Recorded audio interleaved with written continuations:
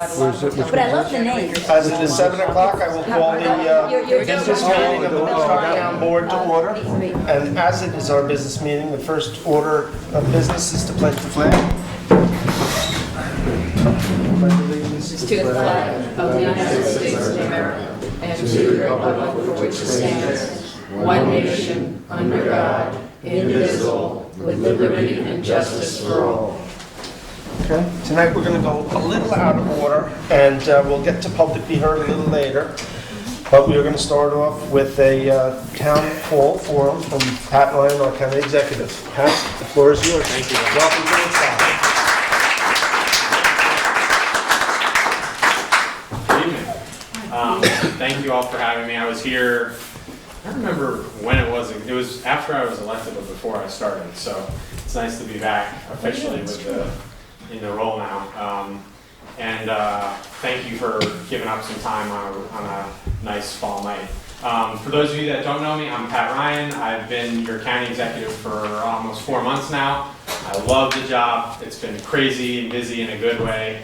We've been doing a whole host of things on big countywide issues like protecting our environment, tackling the opioid epidemic, starting to work an economic development plan that actually helps everybody come along rather than just kind of increasingly adding to the inequality that we have right now. So those are some of the just a few of the big countywide issues we're working.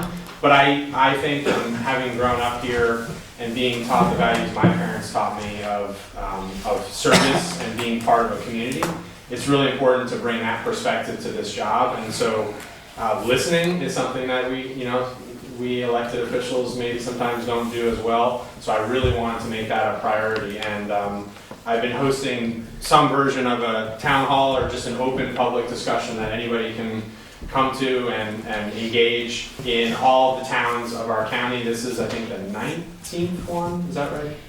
Does that sound right? 18th or 19th in the last about as many weeks. And it's been incredible. It's been eye-opening for me to hear both confirmation of some of the big issues, like how the opioid epidemic is affecting every single town, but also to hear some issues I just wouldn't have been aware of if I hadn't shown up and engaged and just listened and given people the chance to share what's on their mind. So with that in mind, I was hoping to really open up the floor and hear from you all. Questions you have about things going on across the county. I'll try to, if it's not in our lane, then at least kind of direct to who might be able to address it. And really just hear the challenges on your all's mind so that we can try to factor that into all the things we're doing at the county level. And I really, again, I appreciate you giving me the time, Bill, and everything that you all do in Woodstock. I love coming up here, and Thank you. We appreciate it. We've got a great little town here. Yeah. So with that, does anybody have any questions? Sir? Hi, I'm Erwin Rosenthal. I live at 110 Tinker Street. Hi, Pat. Nice to meet you. There are three things I wanted to say. Actually, got questions for you. First of all, what you're doing tonight is a wonderful example. Delgado is doing it too. Going to people and talking to them and being willing to take the guff that comes with it. It's courageous. It's wise. Congratulations. Thank you. Are you going to give me some guff now? Now, Go for it. okay. That was a really nice setup. Okay. As I said, I live at 110 Tinker Street. Not too long ago, a place that calls itself a bar and curio shop opened up, and the noise began. There was outside music. It was loud. We complained to the curio shop. We came here. It's a residential neighborhood. We called the newspaper. We were dealt with very courteously, privately. I still have the problem. We still have the problem. The music is playing. I'm telling you, this could be a county problem. Why should only Woodstock deal with it? You've got New Paltz, you've got Saugerties. I'd like to see the county take an initiative on this issue and it's a conflict between business, Sure. because people want business, they want music, they want to drink, and silence, which is nice. Okay, so that's number one. That didn't hurt too much. Okay. The other thing is, I wanted to speak of where I came from, which was Ellenville, New York.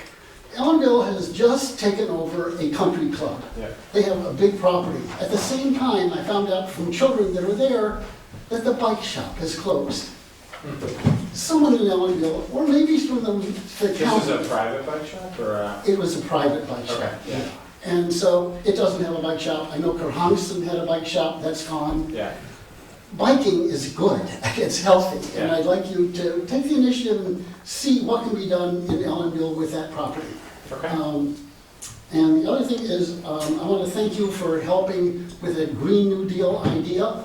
I think what's happening here on the reservoir is going to really play into that, and I thank you for your support on that. Yeah, no, thank you.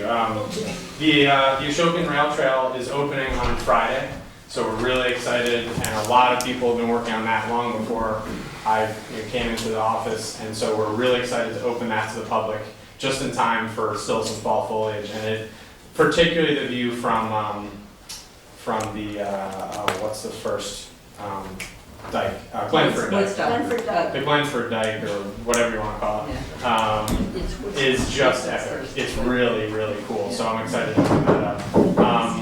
On Ellenville, I was actually at the town hall in Woodstock last week, and then after the town hall, I sat down with the village mayor to talk about the park. Jeff Kaplan? With Jeff Jackson, yeah, and so we began that discussion of what can we do there, how could we potentially help. I wasn't aware of the bike piece, but I'm a big cyclist, although I haven't been able to do it as much as I'd like lately, but promoting that is huge, and I think particularly for young people, but for everybody, a great thing, so we can look at that.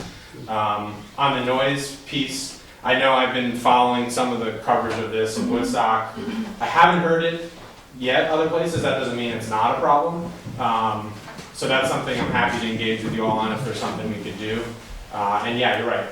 We live in Gardner, we drive through New Paltz on a Thursday night, Friday night, Saturday night, now the college is back in session. There's definitely, some challenges there, and I know residents in the village sometimes have issues there, so that's something we can look at for sure. Thank you. Yeah, I appreciate it. Anyone else?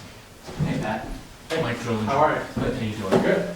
So there are two environmental issues that are going on that are being treated locally, but I think they really have county ramifications, and I'm wondering what, if any, initiatives you'll be taking to address similar situations in the future, and I'm talking specifically about the Corollas dumping problem as well as the cement plant on 28, because in both cases, they got big heavy trucks all hours going on county roads, and it really impacts the whole county, not only the specific locales. Yeah, and I think at the heart of the Green New Deal in the county that I have outlined, I believe protecting our environment is really protecting our greatest competitive advantage too. If you're just setting aside the moral argument, which I believe that we have to protect our planet for my now young son and lots of the next generation.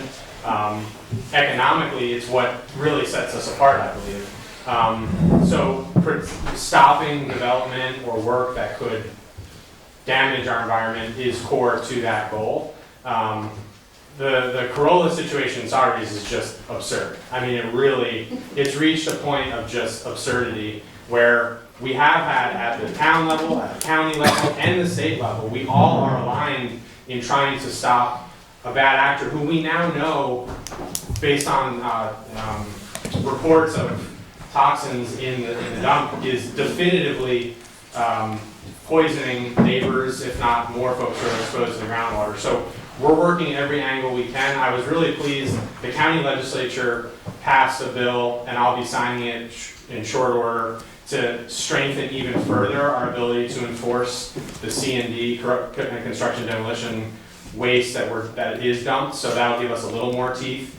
And obviously we've been engaged closely with DEC on this. They've already raided the location once, and now it's playing itself out in court, in state Supreme Court, and we're hopeful that we'll have the outcome we want there. That is an egregious example of clearly a bad actor who is just flaunting all the regulations. On the Route 28 cement issue, I've been following that closely. I've engaged with several of you on this, as well as sat down with OSI and others that are engaged in it. I always want to be mindful of not overstepping, and I hope you all will appreciate this. We do. The home rule dynamics of allowing each town, to make those decisions. But I'll say, I've been concerned about what's proposed there. I'm glad that voices have been raised, that we're able to get the process reopened up so that all the evidence can actually be examined, and we'll see what that shows. My sense is it will show the concerns that were rightfully raised, but I want to allow that to play out so that it's transparent.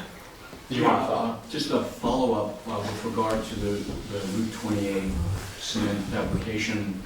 I understand bringing business into the county is important, and a business like that should be allowed to run somewhere. in the right place. In the right place. And, perhaps at the county level to help steer businesses. Yep. Yeah. And so we have been engaged to that effect to a certain degree on this and other projects where it might be a project that makes sense to drive economic growth but doesn't make sense where it's currently being discussed. Our economic development team, that's one of the main areas that they focus on. But I'll say on economic development, I think we have to have the honest conversation that a lot of the economic growth we've had in the last decade in the county has not been. He agrees with you. That reminds me of. I'm here to inject a little levity. Thank you. Or a clickbait. How old? I didn't realize. 7 months. Oh, awesome. No crawl, we better be down. Our little guy's 3 months, so we'll have to hang out. Just 1 second, Jeff.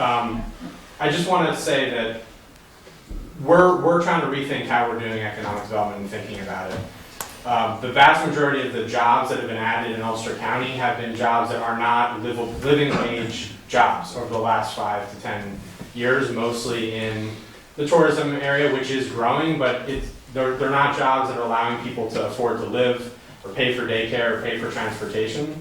So in every economic development decision we make, that's front of mind for me, is that all jobs are not equal and we need to do our part to make sure that we're bringing actual living wage, good jobs with career paths for people to grow. Like in my budget I just proposed, we funded the first ever Green Careers Academy in partnership with SUNY Ulster that'll actually train people in green building and green technology skills. They don't even need a full associate's. They'll get an 8-week program with 3 certifications that'll allow them to join a lot of the green tech companies that are already flourishing in the county. So that's just a longer answer to your question. No, thank you. Yeah. Jeff, how you doing? Hi Pat, how are you? Good. Congratulations. Thank you.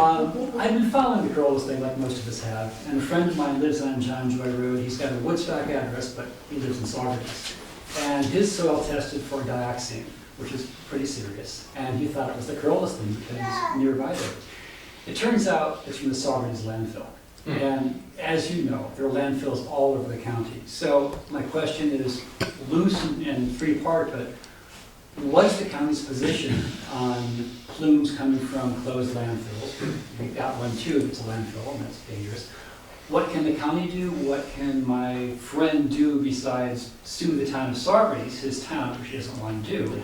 The state is getting water, bringing water to the house, but this is a problem for the environment. I know you're concerned about that, we all are. What can the county do to sort of, remediate the situation, make things better? These are existing things that predate all of us. Yeah. What can be done? Well, yeah, that's not that you're suggesting it, but that's no excuse to let it fester. I wasn't aware of that. So we'll look at that. I know for sure many of the people around that site are definitively affected by the C&D dumping of Corollas, but it sounds like there's another separate issue. Yeah, they thought it was Corollas, but it turns out it's not. So that's something we can take back. That's the first I've heard of it, and look at. If that's the case, we need to address it, obviously, and bring in all the partners that we should at the state level and so on. We can get engaged in that.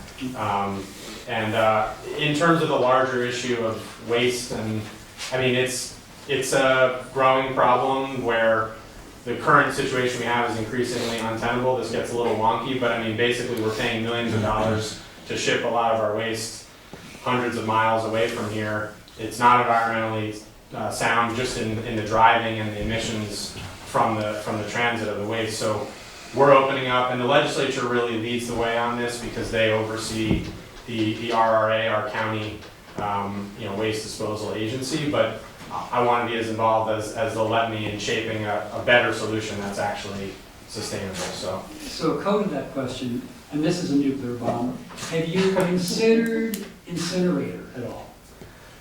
I haven't, County incinerator. I haven't gone that deep on it yet. Anybody in your team talking about it or exploring it? I know the RRA is looking at a whole bunch of solutions. I don't know if that's one of them. I would have real concern about that, just based on what I know. I'm not an expert in that, but I'll look at, any solution that'll get us off of the current situation. At least we should consider and look at the facts, but based on what I know about incinerator technology, it's not a solution that makes sense to me. I know there was a proposed one up in Catskill, and was engaged with folks in Saugerties who were going to be affected by the plume from that. Yeah. And I felt very strongly that that's not the right direction. But it's a hard problem, and there's no easy solution to it. So we just have to have, frankly, the political will to take on the issue and not perpetuate it, what we know is an untenable situation. Thanks. Yeah, of course. Sir. Sean Malady. I actually am directly affected by the Corolla situation, but I'm a little bit uphill. First off, I don't know if you know, but they are still dumping on Goat Hill. It pisses me off. The driveway It's ridiculous. going up to Goat Hill, they're still dumping, right? I just don't understand how the stay order, regardless of if it's good or not, or bad, why it didn't, I know you don't have any pull on that. That's the judge's job. But To enforce. yeah, I've been frustrated that when every level of local government raises alarm bells, and including the state, that we haven't been able to enforce it. We're looking at what other levers can we possibly put, because it's unacceptable that I'm looking at you and, that you and your family and neighbors could be affected by this. And I wish I had a better answer for you. well, they are going to be, because there's on Goat Hill. I haven't been on Felke, but I know on Goat Hill, everybody just right around there, at least up Goat Hill, they're all for sale. Not all of them, 50% of them are up. Because of the situation. I would assume so. I haven't talked to them. Yeah, wow. So, so they're trying to. I assume they're trying to get out. And obviously, if it comes together, property, they might not be able to sell it for what they want it for. Yeah. So that really has to be addressed in that whole situation. Kind of tying in with the whole the dumping thing. Also, one of the reasons why, the main reason I came here, is somebody mentioned the traffic on Route 28 with the construction or the cement factory, as well as the stuff coming up to Corollas. A bigger something that's slightly next order of magnitude, at least I see coming on the horizon, is New York City VWP is going to be rebuilding the Ashokan Reservoir coming in 2021. Yeah. They're taking out they're replacing the weir, they're replacing the dam. Yeah. All that traffic is going to be coming. I mean, There's only two really ways to get. I know, Really one. between Woodstock and Kingston, Route 28 is awful now. All the Olive Bridge, all those small communities coming back, that's all. Those roads are going to be torn up, for lack of a better. That's a What's- really. what's- that's- School buses. Yeah. Buses too. Yeah, what's being done to kind of control that traffic? It's a great point. I mean, to be honest, we just heard probably around the same time that you did a more detailed timeline that it's now definitively going forward. Well, I saw the RFQs end of last year. But. Yeah, but now we know that it's progressing, and I'll be honest, we haven't raised that question yet, and that's exactly why I appreciate you coming, and we sometimes don't think of everything. So that's a perfectly logical thing that Dan from my team, we're taking notes on all this. We can follow up with you on that. I think it's a reasonable request to both ask for a mitigation plan of the immediate disruptions, whether it's school buses or other traffic, but then also to ensure built in that there's some ability to make improvements where damages are done and so on and so forth. I've also asked a lot of questions about who will be doing the work. Can we use this as an opportunity to ensure that local firms and workers are engaged in doing the work to the degree that that's possible? Because because I think, I mean, it's gonna be a huge spend, and there's an opportunity for us to at least make sure that local builders and such are benefiting from it. Right. And there's Dan's taking notes here. Something I was thinking of is, when a new commercial entity comes into a town, there's usually a lot of concessions made, for lack of a better term, or agreements made Sure. for local improvements around, whether to the schools, to the roads. The New York City BOP, yes, it's a public utility but it's taking a lot of the resources from this area around here. Yeah. And it's basically acting as a commercial resource. They charge for water. Yeah. It's a huge resource, huge resource from us. It takes away a lot from this area. I think they should be putting back into the local economy. One of the things they can be doing is rebuilding the roads after make them rebuild Route 228. Between. You're thinking big, I like it. Yeah. And make sure, maybe do, make them limit the tonnage on those, on 28A and the back roads. I'm trying to remember the name of the roads back there, but, Yeah. Stuff like that. 'Cause that's, That employer should be as a school district vendor. yeah, and That's all it is. I know, yeah. Yeah, and I mean, this is one of the biggest inherent tensions, as we know, in our communities that are in the watershed, and we have to, there's been times I know where, my predecessor had to really be willing to fight them, knowing that we're kind of the David to their Goliath to a certain degree. Agreed. And I want to balance, what's that? It's worth a fight. I want to pick the smart fights with them if we need to. Around this project, I think is one where we need to be willing to, if things are going a bad direction, make that, because to your point, it's going to have a huge impact. So I need to frankly wrap my head around, and we'll think through all the different pieces of it. Yeah. But I like your idea. I mean, I think it's reasonable. I don't want to promise that we can definitely get that concession. But that's, I think, an approach that makes a lot of sense. I did speak with the DP commissioner last week, just briefly about this. So we agreed to have a sit down to discuss the project specifically. So that's something I can bring up. Yeah, and something, I know, talking with lawyers, that's more of a direct approach to do that. If they're not compliant, you can basically put limits on the, load limits on the roads, including 28. If they exceed it, stop them. Yeah. No, and that's you want to be more progressive than that, but if right. Comes, hope for the best, plan for the worst. But no, we'll be ready if we need to sort of stand and protect those kinds of things. I absolutely will, and I really appreciate you bringing it up because we need to give more staff thought to it. Sir.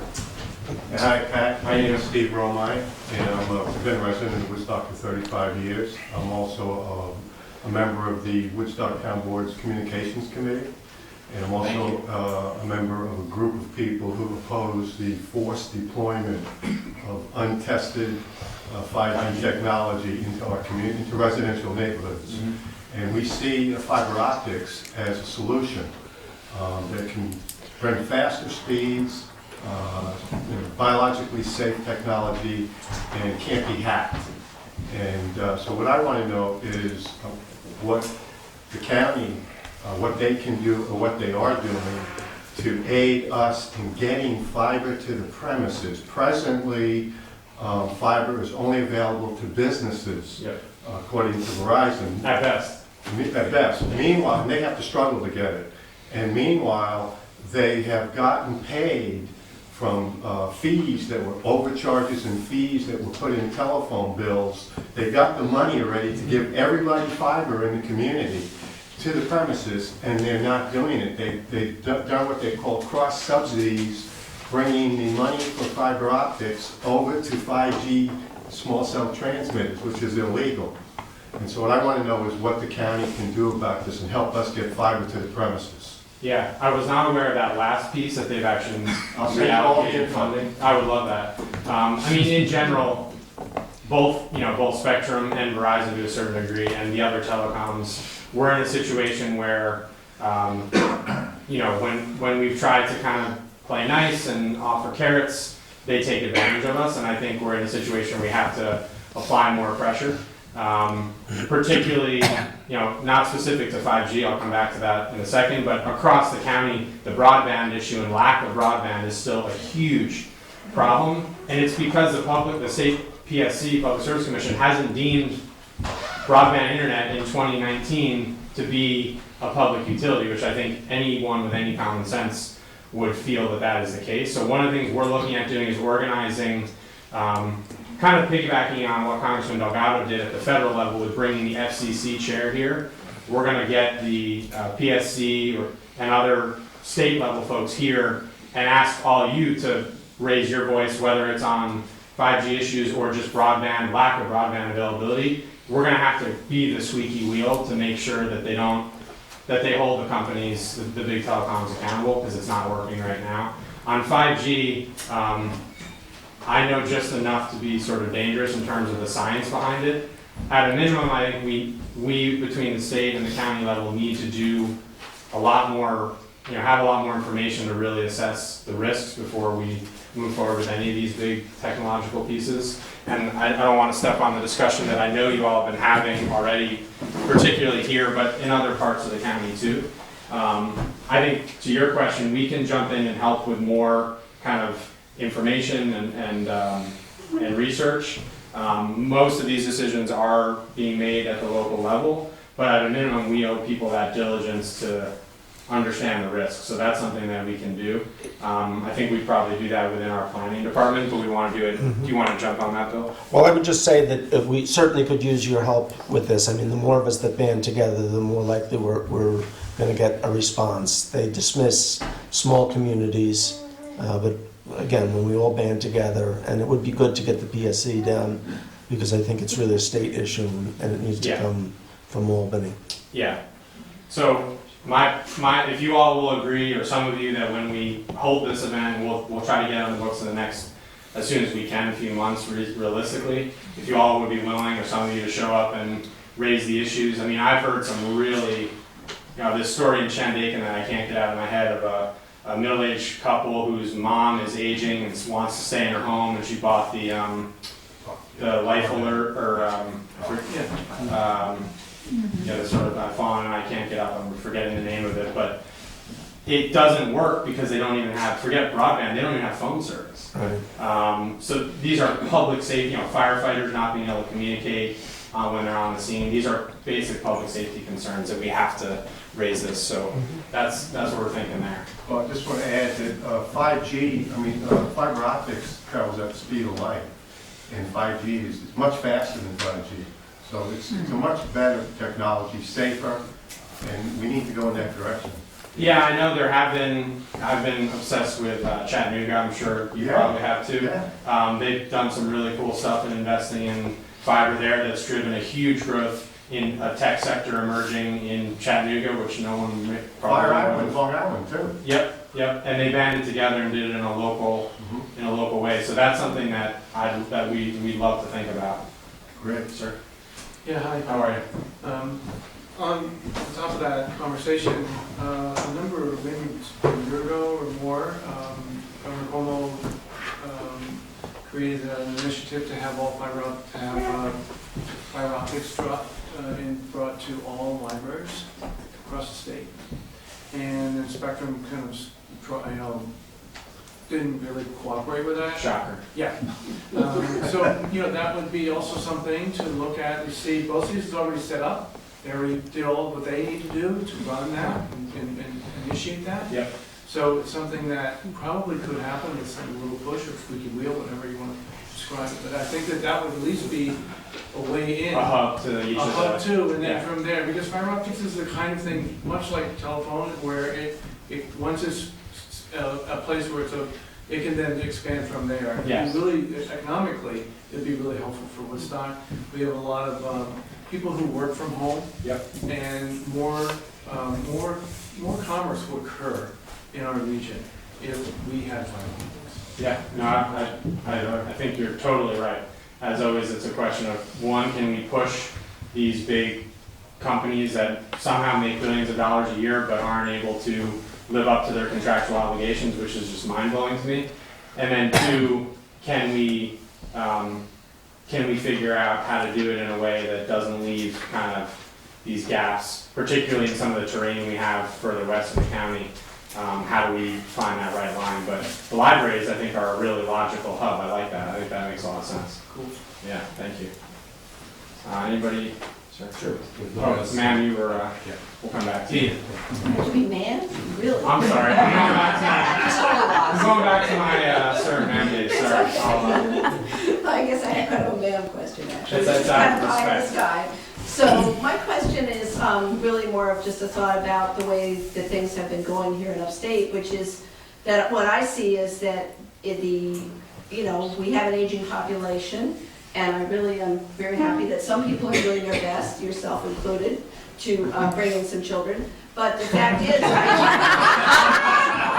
I feel that I have kids, I pray. But I feel that we really need to begin, the Green New Deal kind of stuff is a great idea, jobs for our children and grandchildren, so that they could stay in this area should they desire to. But I feel also really housing is a huge issue. Yeah. And to me, one of the things that came up for me with the noise question that the gentleman raised was that question that, in my area at least, a lot of that's Airbnb. And Airbnb is also another thing which really takes away from housing. I know Woodstock is moving and some of the other towns are as well, but I feel like that, again, if they had the help of the county in really looking at housing stock and how there are ways maybe to make it more available for young people, and a lot of these things have a huge effect. The question of the weir being done. When the weir was closed after September 11th, I was teaching at the time in Onteora. I had students from that area who could not get to Bennett School without an hour and a half on the bus. And you were talking little kids. Yeah. And this will happen again. Yeah. And this is a question that really has to be looked at, because then you're talking, their whole lives are impacted at that moment, and their families' lives, oh my God. But, I just mean, there's a lot of these things which we really need to be looking at the larger picture of how can we make this sustainable, not just for people who are already here, owning a house and trying to pay the taxes, but, from there on, but just thinking about the kids. And I guess on the county level, that's an initiative that I'd like to see. Yeah, I agree on all those points. I would say if anybody's looking for a relatively quick and really illuminating read to the point that you just mentioned, Pattern for Progress just put out this really good report. The executive summary is 16 pages. I was just reading it. It's called Misalignment, or I think Unalignment. I'm forgetting the exact title. Something about alignment. Out of alignment. Thank you. Thank you. Oh, thank you. That's where I got it from.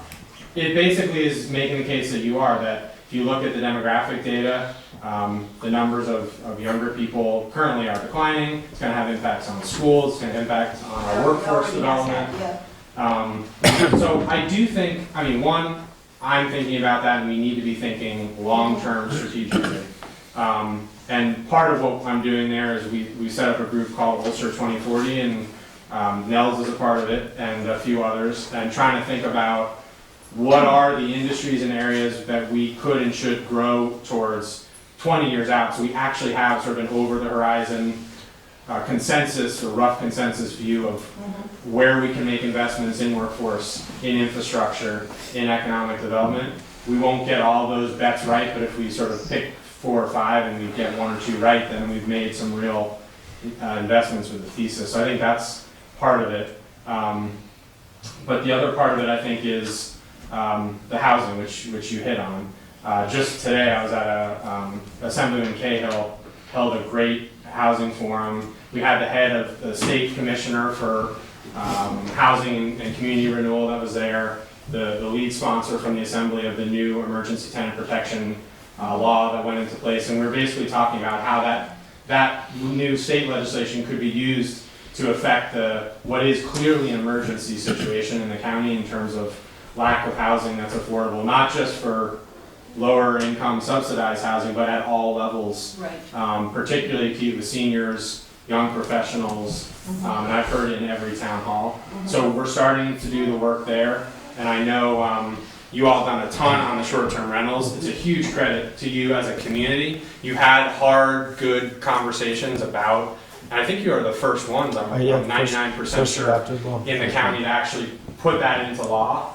And I give you a lot of credit for that, because all the other communities are wrestling with it, and they're asking, and you know, I often point them to look at you all in terms of not just the law, but actually the process that you led to have it be a real transparent discussion to get to an outcome. So I credit you all with that. Thank you. Yeah. Maybe I'll ask him to take, I know Councilman Hepner has a question about Airbnbs that might tie into this a little bit. Did you Sure. wanna- He already knows it. He knows it, but you can ask. I don't know the question. I knew you wanted to talk about it. Your predecessor, and it was a great aid to us to get started for the committee and everything. You purchased software for a lot of money. That software sweeps the internet and tells us, our code enforcer, where the STRs are. Right. There's talk of now the county signing, and you collect a 2% bed tax on all these folks, by the way, right? As many as we can. As many as you We're trying can. to get to 100%. Well, then you understand my point, my question, because we're trying to do the same thing. Yeah. If the county were to sign with Airbnb, where they collect the 2%, would that prohibit the county from giving out information on Airbnb customers? So just to give everybody a little Which bit would of put a context. big crimp in our ability Yeah. to enforce the law. Yeah, and that's a correct concern in my opinion. So to give everybody some context, one of the gaps is we don't totally know how these third-party short-term rental companies, Airbnb being the biggest, but you've got VRBO and others. We don't have a clear picture from them of how many units there even are, how often they're rented, are they owner occupied or not. So the county a few years ago invested in software that does a pretty good job of, they basically sort of, I don't know exactly how it works, but I think they basically scrape these sites and give us a report monthly of what Yeah, it's the monthly. status is. Many municipalities, Woodstock included, has signed on, and we are able to now share that data with you all to help you understand what's going on and how many units and what the specific units are. There has been a discussion among some folks that rather than doing it, and using that data, we then as a county directly ask each short-term renter to pay the tax to us. Others have proposed that rather than doing that, the county just signs an agreement with Airbnb, with the provider, for them to collect the taxes and then submit it to us, which is worth considering. But the concerns that I have, one is the one that you raised, which is transparency and sort of looking at how Airbnb has operated in other places. They have not been particularly transparent with municipalities, and I have serious concern about, you know, alignment there between their profit motive and our need to protect public interest, or lack of alignment, I should say. So sharing the data is one, and my understanding is we'd have actually less visibility on data if we were to sign that agreement with Airbnb. So we've looked at that concern. When you say less visibility, what do you mean? We don't know, in reviewing their standard boilerplate terms of agreement, we don't get really any fidelity from them. I mean, they basically say, hey, trust us, here's the check. Here's the check. Oh, boy. Yeah. Which doesn't feel super warm and fuzzy to me.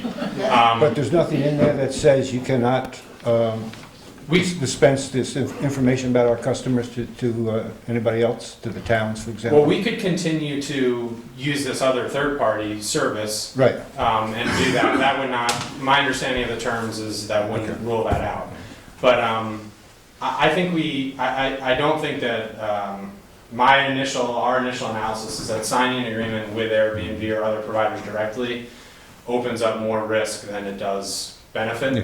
And that the approach we have right now is generally working. We've got about now 80% compliance of short-term rental owners paying the occupancy tax. And again, a credit to Woodstock, when you all put in place your law Yeah, we require that. and require registration, compliance in Woodstock is now significantly up because people are more aware and know that they need to register. So frankly, if we can get other towns to follow your lead, I think it would help all of us in seeing greater, revenue that we can do good things with around that.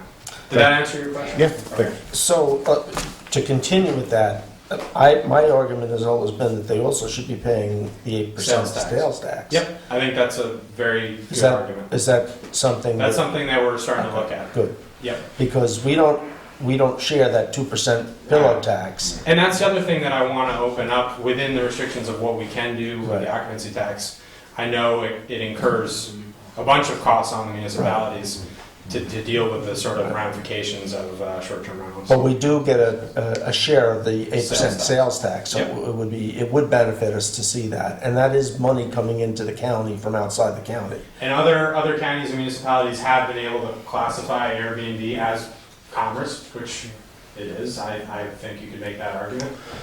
So that's something we're So looking the at. state has looked at that and approved it. It's basically saying- very gray. I mean, all of this stuff, as you all know, is uncharted territory in terms of legislation just hasn't kept up. Right. But there have been precedents for that being considered, commerce that is subject to sales tax. Good. And, it is one of the, part of our budget this year, our county budget, we were able to do a whole bunch of additional things and make investments without raising the county tax burden because we're seeing revenues come particularly from overall sales tax up about 5%, which is millions and millions of additional dollars in that we can put to use, but also significant boost around tourism, and the occupancy tax was up 11%. So, that's something that is a positive sign that we want to figure out how to channel that revenue source to help all of us and make sure we're making investments. Oh, I'll help you with that. Thanks, Bill. I'm good at channeling. Yeah, you can count on me. Yep, I know that. We have time for like 2 or 3 more questions. Okay, great. I'd just like to add one thing on that. It might also affect the assessment of the property. So now the property is being used in part as a business use. The income being generated by it is something that really increases the value of the home. And I know that the prior controller had done something about that, but he put together an industry group, and the industry group wasn't really all that interested in having it be, Yes. affecting the assessment. But that could be a factor that should be looked at as well.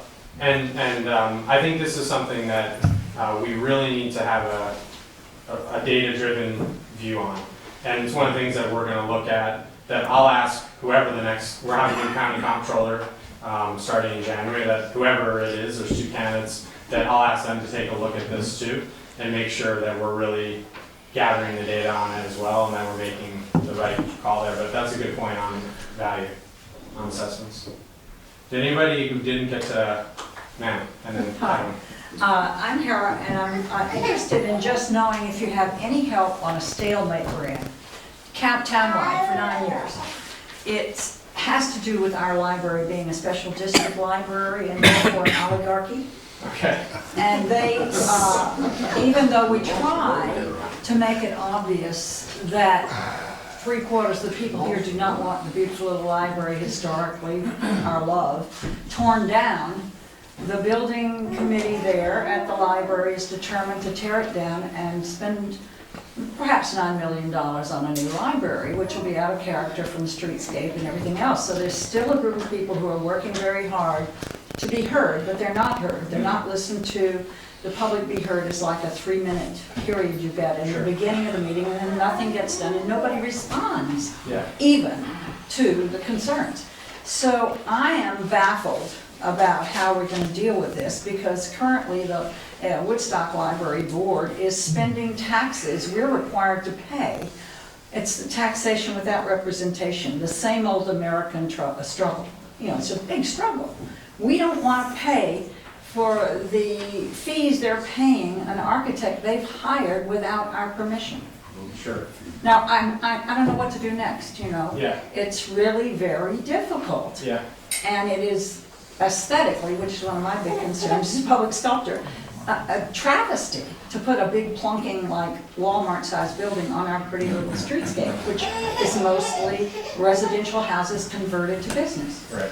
And to spend money that was meant to go to salaries within the library to pay an architect we haven't even chosen. Yeah. So, I don't know, is there anything on a county level that can mediate something like this? I don't know of one. I mean, I think this is an example of democracy is a setup where you don't always get where you want on everything, unfortunately.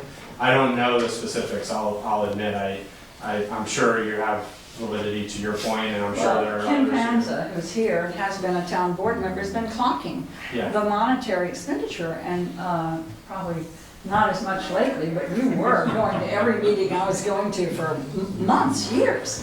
And you feel like your voice wasn't heard in that? Well, Just had an election. it's, you know, we did have an election which was a split of probably 60 count vote perhaps in the favor of this building committee's decision, but not very well advertised because it's the kind of thing that's very hard to do as a group of independent.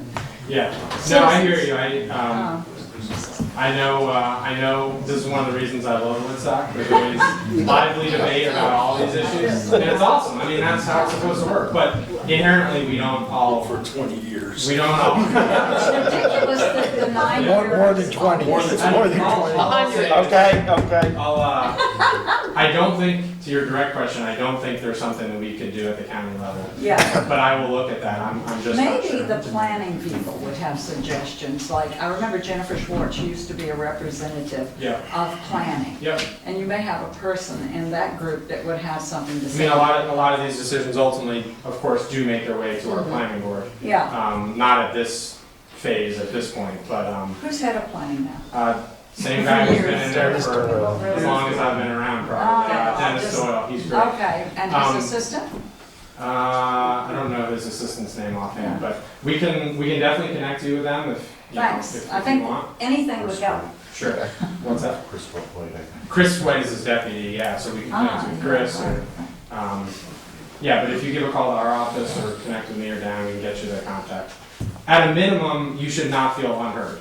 I mean, that's part of my goal in this 9 meeting years of too. being unheard makes one a bit of a Well, you can never. dissatisfied There's voter. there's a subtle difference, I think, to being the difference between being heard and getting an outcome you guys want, of course. I always, you know. But still required to pay the taxes for the people who Well, are. that's small d democracy for you. But I appreciate your passion on it, I really do. Yeah. So I thank you. Kevin. Hey Pat, Kevin Smith, Woodstock Land Conservancy. A few things. I'm a tree hugging environmentalist, everybody knows. But at the same time, I've been right about climate change for longer than I would care to think about. And as far as I'm concerned, we're facing an existential threat. So a few ideas, I'm just going to throw them out. For big development projects, I don't know what the threshold would be, a full life cycle analysis of the carbon footprint of those projects if they come online. That would make a big difference in terms of building jobs, and that's a knowledge thing as well, because you need a lot of know-how to develop a policy like that to be able to implement. Yeah. Our trades, our building trades, could be one of our best resources in terms of implementing a Green New Deal for all new residential housing as well as retrofits of existing housing. New York City did it, for God's sake. We should be able to do that in Ulster County, and I know it needs help on the state level, the federal level, We're gonna and do from the it. local municipalities. We are gonna absolutely do In it. terms of home rule. But that's materials, that's equipment, that's technical know-how, and that's labor. Those are really important things. We have to move faster. And I know I'm preaching to the choir when I say this to you, but we need your help, and we need all the governmental organizations at whatever scale, as well as the nonprofits, as well as the business communities, to really come together and help with the innovation team and help you so that we can move forward. And you know, the state's on board. We're really fortunate in Woodstock. We're fortunate in Ulster County. We're fortunate in New York State that we have support and leadership at every level right now. So, you know, that's my statement, and my ask is that we're really looking at things that move the needle. Yep. The governor of the Bank of England said just today that there is enough investment in place, locked in, to push us to 4 degrees increase in global average temperatures. That's catastrophic, Yeah. 9 meters of sea level rise. Yeah. So that's my 2 days. Thank No, you. and you are preaching to the choir, but we have to keep saying it. And I know how hard you and others have been working on this, and Thank you. our goal, my goal is to, 2 things. One, within government, lead by example. So we are, if not the biggest, one of the biggest actual producers of greenhouse gases as a county government. And so that's why I set this goal of getting to 100% renewable by 2030, and we're going to see if we can do it faster. I want to give you a specific example within that, though, of the challenges that we face. So one of the big challenges is the fleet. Let's take the UCAT bus fleet, just for example. We got dozens of buses. Right now, the market is kind of stuck where if I want to go buy buses now, it's really hard to go find electric buses, and not just find the buses, but then all the supply chain that goes with that, from mechanics who can repair it and are trained to repair it, to charging stations, to all the supplies, parts. And so I believe our obligation as government is to lead and drive the market in that direction. So next year we're buying 3 electric buses to try to drive us towards that direction, and we're going to train a bunch of our DPW staff in the skills to be able to use that, and hopefully that spawns just in that one part of a much larger plan to get to 100% renewable. And I know how complex that is just to buy those 3 buses. Right. And actually be able to get them out on routes. But what's cool is NYSERDA at the state level is so pumped about this, and they already see Ulster County rightly as a leader, so they want to give us resources and make investments. We just need to show the willingness to actually do it, which we are and we will continue to do. And in each of those steps, training our mechanics, buying the buses, creating the market around it, just on the bus piece, forget about the upgrading our buildings and building community solar and otherwise. We are creating huge economic opportunity in every sort of piece of that. And I've been very encouraged, to come back to your original point, in talking to the building trades and construction leaders here. I do think they are, now seeing this not as a thing that needs to be stopped, but as an opportunity that to do right by their membership and their workers, they need to position them with these skills. So we're going to partner with them in this Green Careers Academy to show that in 8 weeks you can go get these certifications, and it'll get you either a job or more money within your existing role. So we're trying to walk the walk on that. Quick follow-up, especially where public dollars are involved, whether it's governmental buildings or developments that are getting significant amount of public monies. They shouldn't just be able to get a gas heating and cooling plant, because that's the cheapest upfront way for them to do that. We should be really incentivizing them to do what's a legacy for 20 years from now in a positive sense, not in a negative sense where we're literally tying an albatross around our necks with all of these soon impulse, re-ups with, gas infrastructure. Massive hospital in Kingston, et cetera. Yeah, and I'll just, last thought on this, to get really wonky and bring it back to the budget, because to me, everything comes back to your priorities are where you spend your money. One of the things we're looking at, we weren't able to do it this year because I had 4 months to produce this budget, but if we started budgeting, right now we budget on a 1-year basis. If we start budgeting out, at least with projections, to show the savings that we would actually drive if we make longer term decisions like geothermal power or heat in a lot of buildings, for example, or other opportunities like that, we can show that investing in renewables and alternatives actually produces those savings, and we can make that case to taxpayers that we're making these investments that'll in the long run work. So we're looking at that too. Yeah, I want to be mindful of hijacking your meeting here, Mr. Supervisor. We've got plenty of time. We can take one or two more, or a lightning round if you want. Why don't we take 2 more We'll make sure questions? we're out of here by 8 for sure. I think there's a presidential debate tonight, isn't There there? is. Is that at? Oh, it's at 8. All right. So Steve, a quick question? Yeah, what's the best way to get information to you on this fiber optics? What's the best way? So, right behind you, we'll get you a card. Anybody who needs to reach out. Thanks. Yeah, of course. Thank you. Thank you. And if you happen to be in Kingston, stop by, or, you know. All of us? Together at one time. Battery buses will take us down. That'd be awesome. Send in your pictures. Yeah. I was reading about the anti, or the drug withdrawal effort that's in the court system right now. Fred Rowe signed up to it, I can't remember the judge's name. You know, Narcan's not even stopped yet. I mean, if somebody's not, you know, overdosing, hit them, next day, you know, first responders are back. Is there any effort to do this on a county level to get ahead of the game? Medication-assisted treatment specifically? Yeah. Most, So, well, number one, tackling the opioid epidemic is a huge priority for all of us. We were able to get over $3 million in federal funding and state funding in the next 3 years to improve prevention and fix a lot of the treatment gaps. But a lot of it's just doing business differently and better. So I think it was the Kingston Times, but it might have been in some of the others, had this article, the Hudson Valley one, about Sheriff Figueroa's plan in terms of bringing medication-assisted treatment to the jail population, which has a huge amount of those folks dealing with addiction.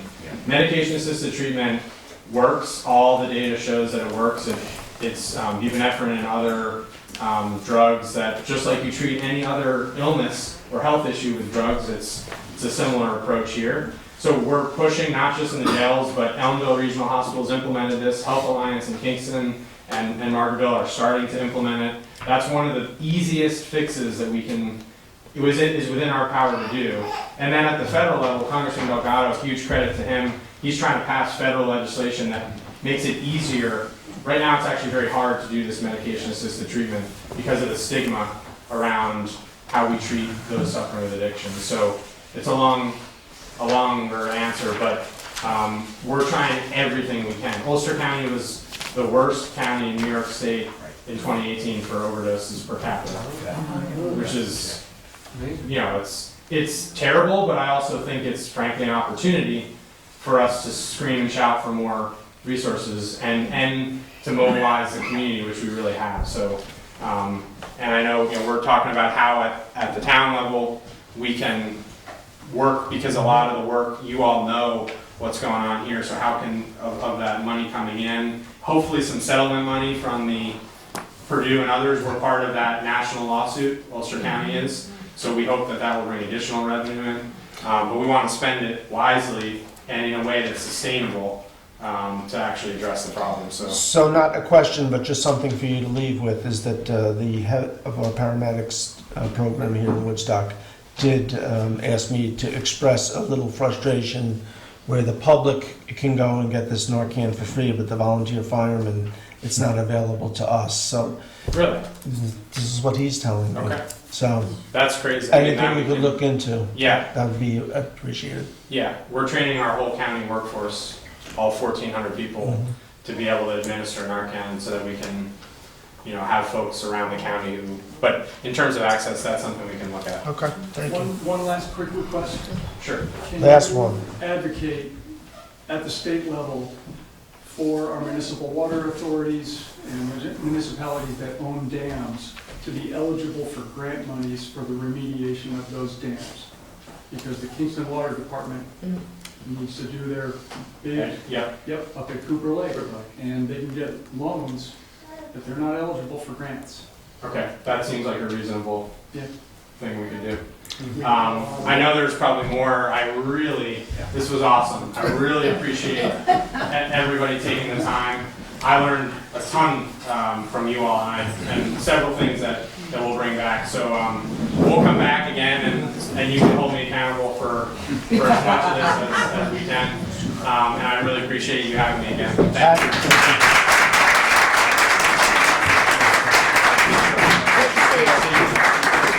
Don't forget Scuba Boy down there. Get real soon. I will. That's clear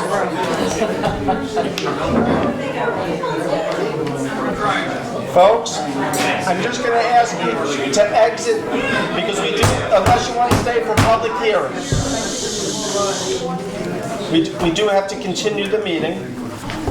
Jackie, with that, I will ask you to read the public notice for the public hearing for the water district. I thought you At had- a town board meeting, the town board voted to hold a public hearing on the water district budget. All persons are invited to speak. Okay? Anybody want to say anything? Ken, you have something to say about water? Well, of course. Come on up. All right, you.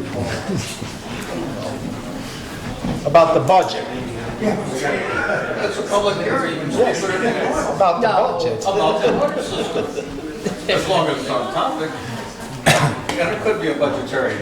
As you know, we restarted the task force looking at the wellhead protection law. And over the last month, we've gone through, collected all the data, the past reports, the planning board recommendations, the planning board minutes, and so we're going through that stuff. And we've contacted the Department of Health, which we talked about in January. They get involved, and we now have a new master's degree qualified person assigned to Woodstock, a very bright and smart person who's helping us go through. So we're starting to get to the point where there's going to be some options for the town board to consider on where we go with this next. We essentially have 5 options so far identified. One, of course, is the original resolution, which was passed in December 2014, which endorsed the 2007 original law, which was passed but not submitted, and that was reintroduced and started this whole process off. And that's sort of the base case. Then once that went to the task force, which Laura was on, they came up with several other approaches. First they said, well, we really ought to protect the entire watershed, going all the way up to Cooper Lake. So they put together a law suggesting that. And that got a lot of objection from the planning board and from the environmental commission, saying this is really kind of an overreach. We have the wellhead protection, we have the wetlands and water course law and other things. We really don't need it up there. So then they went back with another much smaller suggestion, was just protect the immediate area around the wells. The planning board came back and said, well, we really don't want zoning at all. What we want is a new sewer system. So we have these directions. We can go with the current, the December 2014 original law. We can continue with do the whole watershed protection. We can do a wellhead protection, which was the third proposal. We can just take the planning board's suggestion, which is don't do a law at all, just do a sewer system, or you can do nothing at all. Right. So those are kind of, Can't do nothing at all. well, that's kind of where we're at now, so we need some direction. Not tonight, but maybe at the next meeting we'll discuss it a little bit more. So maybe also I'll get we can get copies of the different proposals and the board members can start to take a look at. We're just want to give you an update where we are, because we haven't really nailed a lot of this stuff down yet. We're still doing our basic research. Right, and thank you for taking the lead on this, Ken, I appreciate it. Now, does anybody have any questions about the budget? Going once, going twice. Okay.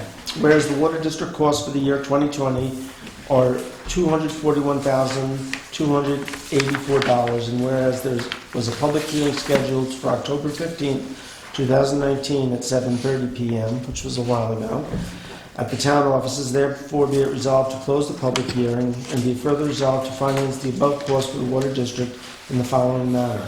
$164,710 in meter sales,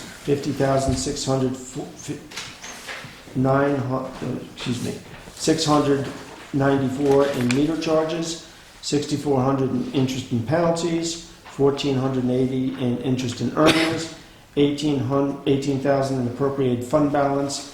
And be further resolved to set a $17 base fee for each meter for each quarterly reading. Be further resolved, the user rate shall be 42 cents per 100 gallons, and be further resolved, the user rate shall be effective beginning December 1st, 2019. Second.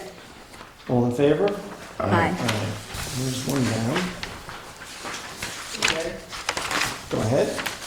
At a town board meeting, the town board voted to hold a public hearing on the on-site sewer district budget. All persons are now invited to speak. Anyone? Ken, do you have a report? Ken, you got anything else? Come on, Ken, don't let us down. Anybody? Anybody? All right, whereas the on-site district costs for the year 2020 are $56,773, and whereas properties that have on-site systems pay for operation and maintenance of their constructed systems, and whereas a public hearing was held on October 15, 2019 at 7:35 p.m. It's actually, what was the 8:05 p.m. Town offices on this plan and assessment roll, therefore be it resolved to close the public hearing. Be it further resolved to finance the above costs of the on-site district in the following manner: $500 from interest on revenue, $52,273 special O&M assessment on those approved properties per Schedule B, $4,000 appropriated fund balance. Second. All in favor? Aye. Last one. At a town board meeting, the town board voted to hold a public hearing on the Hamlet Sewer District budget. All persons are invited to speak. Anybody? Ours? Yep. Tough crowd. Whereas the year 2020, whereas for the year 2020. For the year. For the year. Oh, thank you. For the year. It's been one night. The Hamlet Sewer District has operation and maintenance costs totaling $300,287, and whereas a public hearing was held October 15th, 2019 at 8:07 town offices, therefore be it resolved to close the public hearing. Be it further resolved to finance the above costs of the Hamlet Sewer District in the following manner: $243,565 in metered sales, $30,022 in meter charges, $5,000 from interest on penalties, $1,200 on interest from revenue, $2,500 from service to other funds, an $18,000 appropriated fund balance. Be it further resolved to set a $17 base fee for each meter for each quarterly reading. Be it further resolved that the benefit assessment be no more than $15.83 per benefit unit. Be it further resolved that the user rate shall be $1.03 per 100 gallons. Be it further resolved the user rate shall be effective beginning December 1st, 2019. Second. All in favor? Aye. Aye.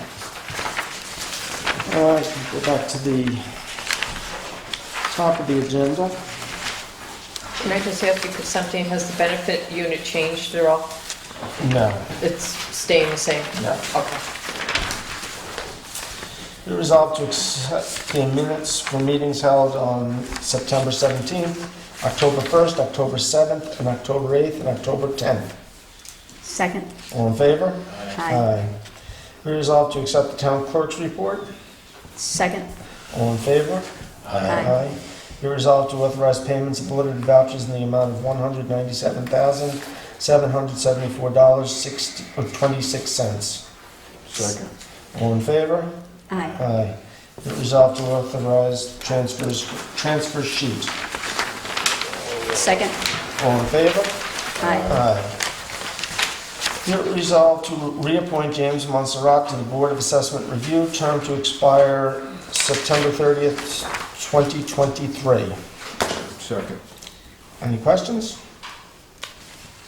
All in favor? Aye.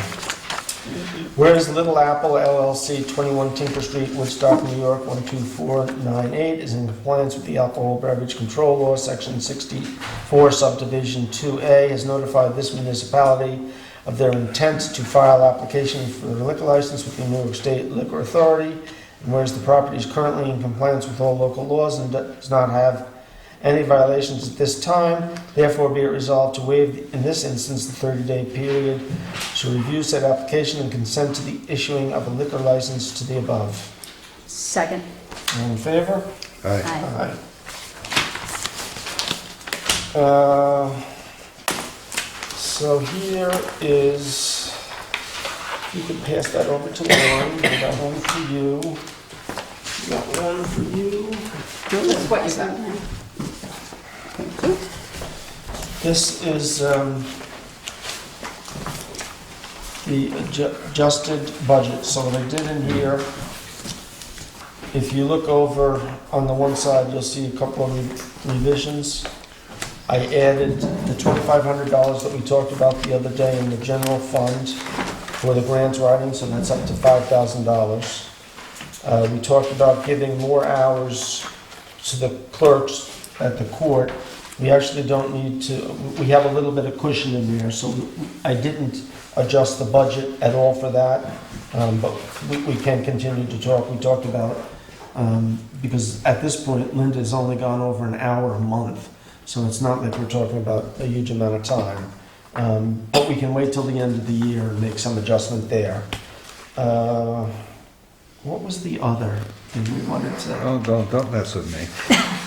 Richard wanted $3,000 for a couple of hours a day, 4 hours a day on weekends for police in the summer months.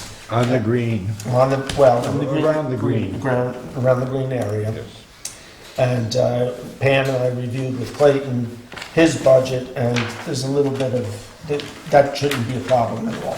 So I did. Let me stress, though, this is Yes. not just for traffic control, it's also for informational purposes, and who knows, they might even give a ticket out and it'll pay for itself. Yeah, there you go. So Bill, you're saying that you didn't actually increase the budget, but it's going to fit in the current budget? What I did is I not for the PD and not for the court clerks. We also did have a request for the bailiff, who I did Right. check with other communities. The what? Bailiff. The bail, the, Court not the bailiff. bailiff, but the. The court security. Court Right. security. And all that stuff. So I do have enough money in there to bump him up a grade, which I think would be appropriate. And we can do that at the beginning of the year. The only changes we made with the $2,500 to the only number changes are the $2,500 for the grants writing, and I adjusted. Let me just find it here. Short-term rentals, I bumped that up $1,000 to $2,500 because we've now had another month and we've seen some more income come in, so I'm comfortable there. And the other thing I looked at was the franchise fees. I bumped that up $1,500, so that covers the additional $2,500. Okay. I'm So- sorry, where'd the first 1,000 come from? The first 1,000 came from STR, short-term Oh, rental, okay. application fees, So- listing applications. So you bumped up income by 1,000 plus 1,500 for a total of 2,500, and then you bumped up the spending by 2,500 for the grant writer, and those are the only, so you balanced it out. Correct. And everything Sorry. else, there was sufficient funding. So on Sunday, on Saturday, May 30th, 2020, there'll be, I expect there will there'll be be. somebody on. We'll have the money to pay them. Okay. I'll be out there taking pictures. Okay. Can you send me a picture? Next year, grants writer. Be it resolved to adopt the tentative 2020 budget, and be it further resolved to schedule a public hearing for the preliminary 2020 budget for November 7th, 2019 at 7 p.m. at the town hall. Actually, I'd really like that. Oh, no, we can't. Forget it. Why? Because the planning board meets that night. Oh, Thursday. Yeah, Thursday night. At the town hall, and be it further resolved to authorize the town clerk to post in the town's official newspaper a notice of such hearing. Second? All in favor? Aye. Aye. So Iris, We'll be filming down there. Oh, that's right, it's election On the night. 7th. We could have done election.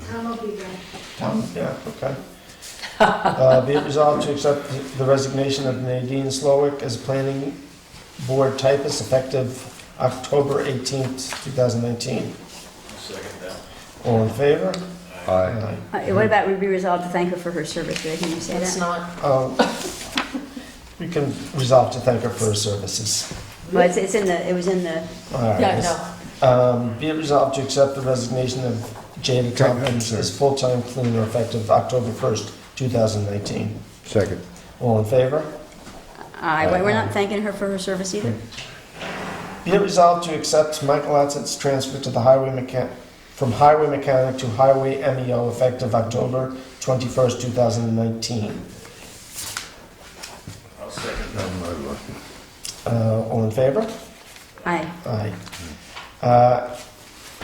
And so, task force are appointed by the town supervisor. So as town supervisor, I established the Woodstock Climate Smart Community Task Force and appoint David Gross, Jim Hansen, Mary Phillips Burke, Julia Blaylock, Aaron Moran, and Arlene Weissman as members. The task force will work to develop a comprehensive approach to reducing greenhouse gas emissions and increase energy efficiencies as well as other related topics. Those members sound... Second for purpose of discussion. Yeah, they sound... That's not a resolution. Oh, it's not a resolution. Suspicious? Well, a question. Yes. Well, he spoke first. Okay. Yeah, well, this sounds suspiciously like the Environmental Commission. Yes, It does.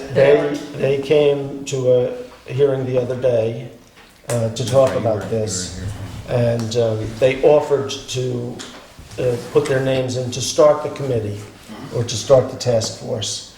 And as other people come forward, they would be happy to step down. They're looking, they have a deadline. The WEC would love to see the town of Woodstock, we're already a climate smart committee, they'd love to see us as a town move to bronze. And to move to bronze, there are certain steps that have to happen, and one of them is having this task force in place, one of them is having a lead of the task force get assigned. So the idea is, just to get it off the ground in a hurry, they volunteered I don't care one way or to do another. it. I don't even care if they know that they're the committee. Oh, they do. I mean, Well, I'm not they sure do. about But the idea is that they have a path to get the town to bronze, because the town will be opened up to $250,000 worth of grants.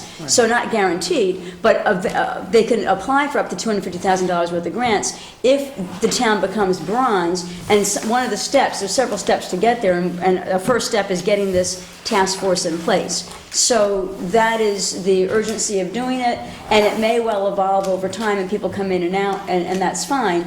But there is an urgency to move us forward, so we're hoping to get funds by July of 2020. The WEC is hoping that the town can be applying for these funds, these grants. Thank you. I have a question. Yes. Are we bringing in anybody from the civil service list for the planning board? Yes. Secretary? We met with And do somebody we have today, and we're That's meeting. not a town board? Was it? That's not a town board deal? Yeah, so she didn't do it with the town, but sometimes, and I was going to ask you about that, when we do police officers, we generally have the town board there, and so for some employees, the whole town board helps interview, and for other things, it's Typically not. just the supervisor and the planning chair. Oh, okay, for that position. Right. Okay. We can bring them in though for a final interview when we narrow it down. There's going to be a lot of interviews. And you're welcome to come if you want to have another Well, you one. can let us know maybe, but, you know. Well, if it's Well, more we than, can't all it's more than, come. No, no, unless it's a executive published sessions, but- meeting. So I do have one tomorrow morning at 9 o'clock, and anybody's No, I just welcome. wondered if we were moving ahead. That's, my Oh, main concern, yes, there wouldn't be yeah. much of a lapse. Yes, we're moving as quickly as And possible. who's gonna, is Teresa gonna train, who's gonna train her? Teresa Or will him? work with them, because she's still part-time. And she's already offered and eager and willing and ready to go. So, anybody got anything else to add? Okay, Jeremy? I'll second that one. All in favor? Aye. Aye. Let's go home. So off the record, when it says this in the, Yeah, my secretary put that in by mistake. I'm not happy with you.